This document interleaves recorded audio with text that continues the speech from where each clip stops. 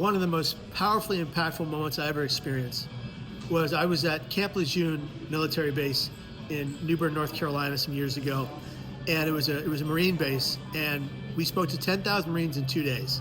And on the second day, a young Marine, Lance Corporal, in 4 or 5 years, comes up to me. And he takes off his Lance Corporal chevron, his rank pin, and he places it on my lapel very gently. And he says, I wasn't going to come to this bull, you-know-what presentation. I thought this was going to be another death by PowerPoint. But he said, I was about to attempt to take my life today. And I wasn't going to come and be a part of the presentation, but something in me said, just go and hear what this gentleman has to say. And he said, I'm no longer going to take my life, and you're the reason why. Would you please walk me to my CO, his commanding officer, and help me get help today? And we did just that, and he's alive and well today.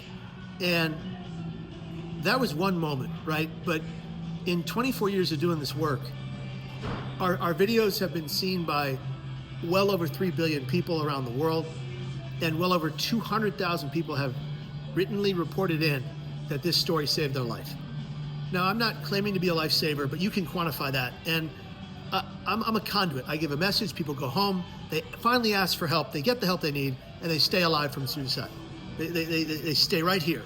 They be here tomorrow. And that's the message, that's the motto, and that's the gift that I've been given, the gift of gab, if you will, to share a message that has impacted so many. And I can't deny its power, but I have to remain humble and recognize that it's not about me, it's about the message.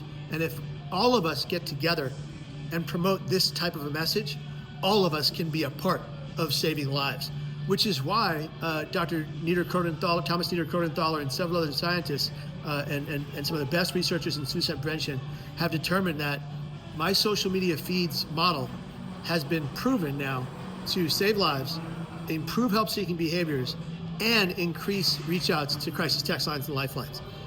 Imagine if hundreds or thousands of people took the same model that I've been using for years, that we knew for a long time was having this effect, used it on their platforms, and then went out. And so that's our next endeavor, is to make this film the prevention of suicides at the net, which have been the deaths at the Golden Gate Bridge have been lowered by 73% just last year alone because the nets are in place, which is incredible.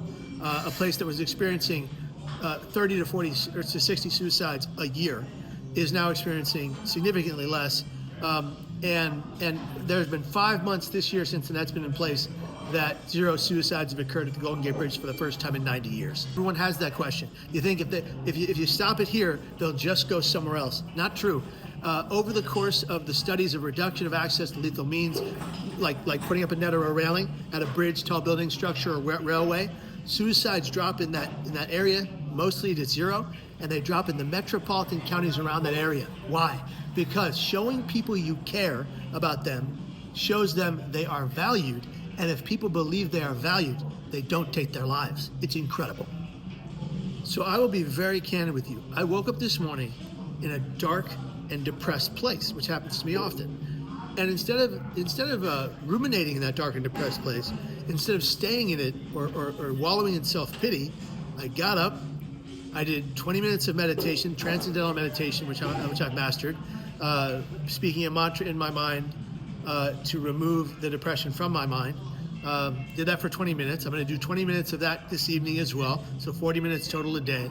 I exercised this afternoon, 23 minutes of rigorous exercise leads to 12 hours of better mood. I'm already feeling better. So I do all the things to stabilize my brain and mental health every day, no matter the pain I'm in.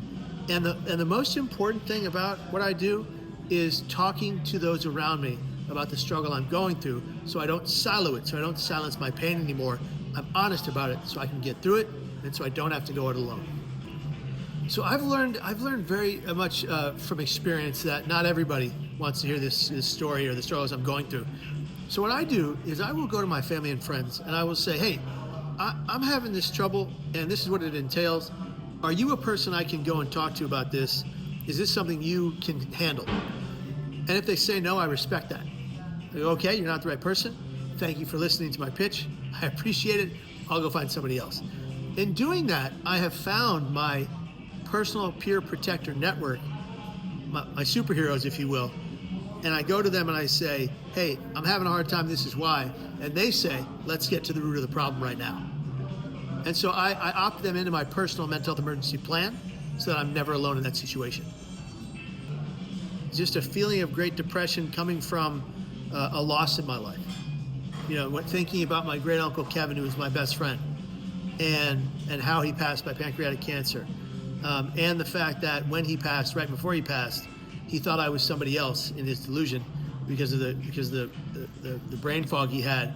And he said some pretty horrible things to me that were not true. They were meant for somebody else. But he didn't know who I was in the room. And he said these horrible things to me, and then right in front of me, he died. That for a long time, that broke me. And in that grief, understanding that Kevin didn't mean that for me. I was his staunchest friend and advocate. I was there for him every day. He wasn't talking to me. I have to use logic to rationalize it, right? Then it could be like, a smaller thing, like thinking about my dog that passed away. It depends on the day. It depends on what I'm going through. But I really have the tools, and I've built the tools. I've built the toolbox that when these things happen, I claw my way out of it, and I save the day myself. And that's the old adage, you have to save yourself. You can't rely on anybody else to save you. You have to put in the time, energy, effort, and hard work for things to change. Nothing good ever came without hard work. And the problem with today's society is we all want the Uberification of our mental health right now. We want the Uberification of our fitness right now. We have to put in the time, energy, effort, and hard work, or things will never change. A few years ago, there was a study done on my presentations and my writings. And that study proved the same thing, that it has to do with the Werther effect and the Papageno effect. The Werther effect states that if you put out media or information or speeches or even books that leave you in pain, that talk about pain, talk about struggles, talk about strife, talk about suicide, and leave you in pain, then it could push some of that forward. But if you talk about how you found hopeful moment inside the pain, how you overcame the pain, and how you help other people, that has the power to save a life. And so anybody can do this who's lived a storied life. Anybody who's gone through heck, come out on the other side to find hope, can tell this kind of a story and have the ripple effect of saving a life. And so the studies that have been done on me and my story, me and my social media that have saved lives, I feel it's a blessing, and I'm so grateful for it. And I want to share that with the world, and I want people to know that we are going to start working on building kind of a university, a social media university for good. And that's our next endeavor, is to galvanize these influencers across the world to not just post about nonsense, but to post things that are absolutely life-changing and going to bring people back from the brink, help keep them alive, help keep them safe, and help keep them here. Simple, clear cut, clean. The struggle, the overcoming, the hope, now success. Well, thank you for having me, Ann. I really appreciate it. Please thank your folks at CBS. And one thing I'd like to say, if we can wrap this up, is that if I'm going to look right into the camera, if you are in crisis right now, if you are struggling with these kinds of thoughts and ideations, stop, take a breath. Just because you're in a world of pain right now doesn't mean you don't get to have that beautiful tomorrow. You have to be here to get there in the first place. If you're in America and you're struggling, text or call 988 right now, or text the crisis text line CNQR to 741-741. We care about you. You're worthy. Your life matters. You matter. And we're glad you're here, so be here tomorrow. All right. Thank you, Ann. All right. That was my interview with CBS, and that was a wrap. See ya.